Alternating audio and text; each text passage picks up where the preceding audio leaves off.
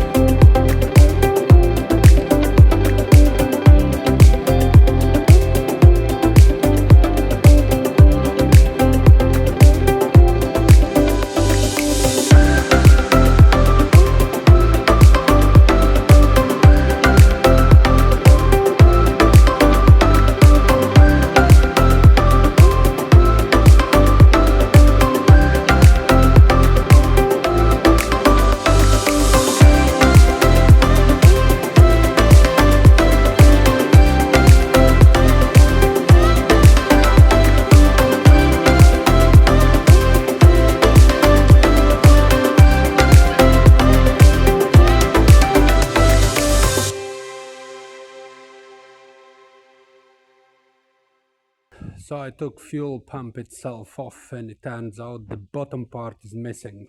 The bottom part of the fuel pump is missing, and that's the reason why it wasn't sucking in fuel. And well, then there was issues with the starter as well. So we found the primary problem why the boat wasn't starting when you don't add the fuel to the carburetor. And next thing, I started to remove starter because he was making funny noises, and it seemed to me that it's clogged.